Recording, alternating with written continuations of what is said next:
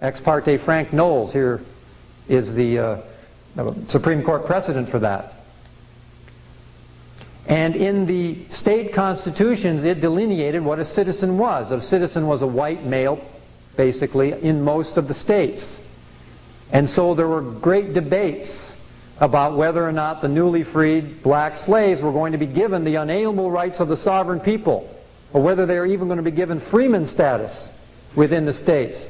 And because most of the states were unwilling to do that, all of them but two, New York and Pennsylvania, were both willing to grant the newly freed black slaves full sovereign status. The federal government and the European powers behind it saw this as an opportunity to wrestle the sovereignty away from the states and the citizens, and saw the 14th Amendment as an opportunity to begin the long road of encroachment, and thus granted United States citizenship to the newly freed black slaves, and granted them civil rights and protection of the federal government. But again, they got civil rights, not unalienable rights. They know they got a bad deal. They didn't get the unalienable rights, they just got civil rights. There were two parts of the 14th Amendment. The first part was a person is a legal fiction. A U.S. citizen is a legal fiction like a corporation or a trust is. It's just created. It doesn't represent, it doesn't mean an actual live individual human being. That's not the person that they're talking about in the 14th Amendment. But they created a U.S. citizen, a fictitious citizen. The U.S. citizen isn't a citizen at all, because a corporation can't have citizens. A corporation can only have franchisees. That's why they call it the Franchise Tax Board here in California, because if you're a U.S. citizen or a resident, you're a franchisee of the state of California corporation, and thus you're subject to the income tax, and you have to give back to the corporation that gave you something. And what the newly freed black slaves and U.S. citizens had to give back in order to get protection and so-called benefits from the federal government was they had to give up their unalienable rights. In fact, they had to become property of the federal government. The birth certificate was created for the children of the newly freed black slaves. Anybody here got a birth certificate still? You're a black slave. They were created for the black slaves. It enrolled the black slaves' children as property of the federal United States. When you get a birth certificate, you become property of the federal United States. Your birth certificate is transferred to the Bureau of Census, to the Department of Commerce. You are enrolled as a beneficiary of the Federal Reserve System, and you become obligated to the national and federal debts. That's one of the foundational instruments, one of the adhesion contracts, we call them.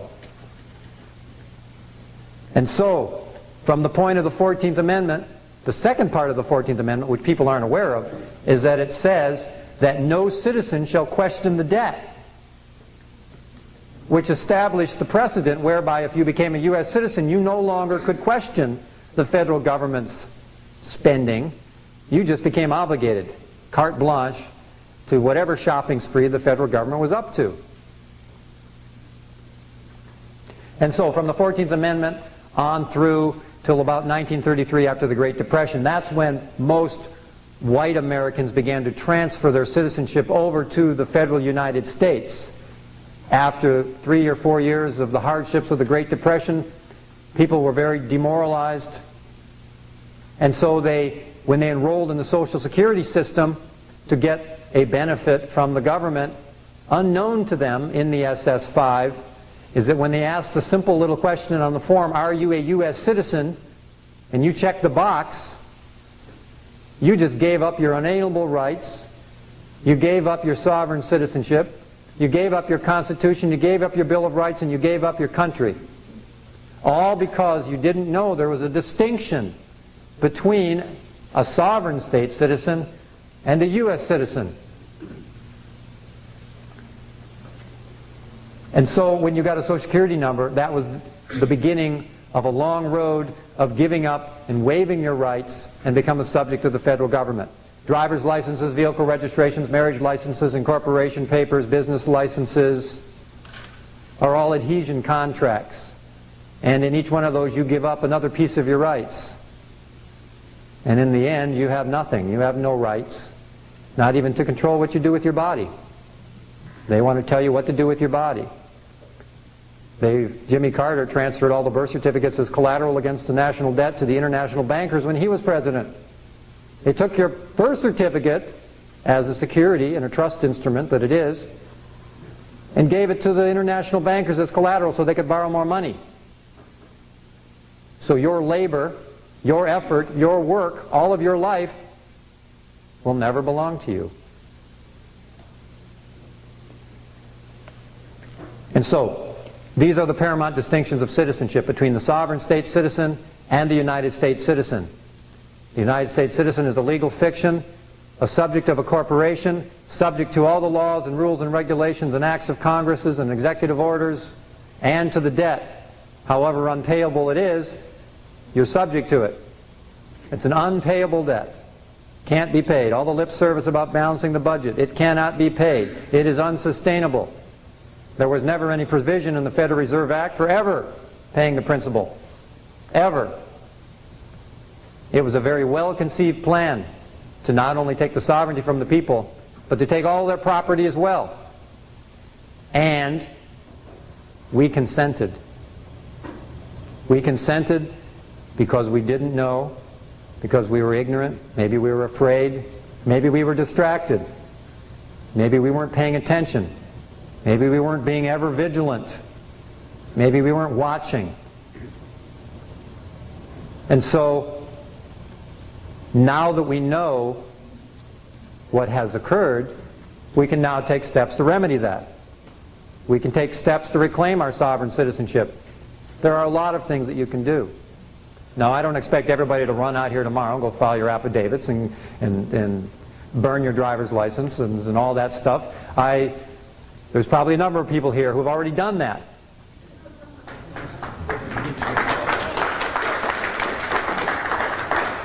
But maybe for those of you who are new to some of this, maybe it'll be the first step on a road and a path back to freedom and back to sovereignty and back to restoring the constitutional republic that we have. Because we don't have a constitutional republic unless they're sovereign citizens. You don't have Second Amendment rights to bear arms unless you're a sovereign citizen. Because there is no Second Amendment unless you're a sovereign citizen by law. None of the amendments apply unless you're a sovereign citizen. Now, whether you become a sovereign state citizen of a particular state, the state citizenship movement is about picking and choosing one of the several states and working within the legal structure of that state in which provisions are there to recognize the common law citizens of California or Oregon. Even in the Motor Vehicle Code, Section 290, the common law, the property of common law citizens are exempt from the Motor Vehicle Code. They had to build in these distinctions in the law. The things I'm talking about tonight are not the rantings and ravings of some crazy conspiracy theory, but these are all in the public record. It's in the law. They're in the United States codes. They're in the California codes. They're in the congressional records. They're in the treaties. They're there to be seen. It's just that not too many people actually read those things, and they don't make it real easy to find. And so unless you enjoy doing that kind of research and poring over the old law books, you might not find these things. But fortunately, there are a lot of people out there who enjoy doing that and have enjoyed it for quite some time.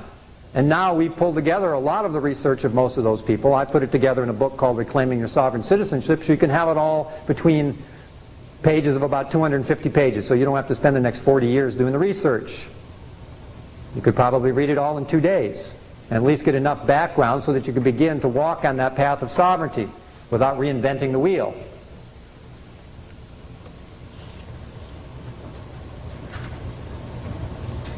So we need to reclaim our sovereign citizenship in order to get our country back.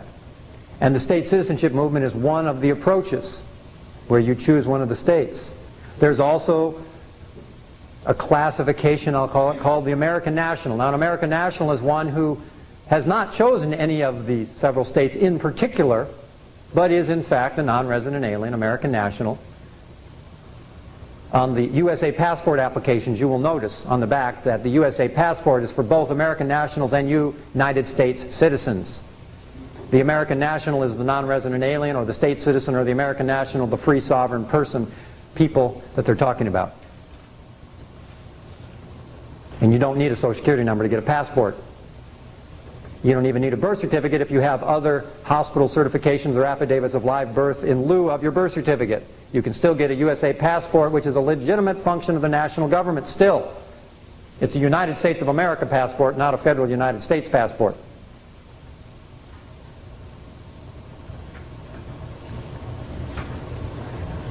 So from the Social Security Act on up to present time, people have, through many, many adhesion contracts, given up their sovereign citizenship and become U.S. citizens.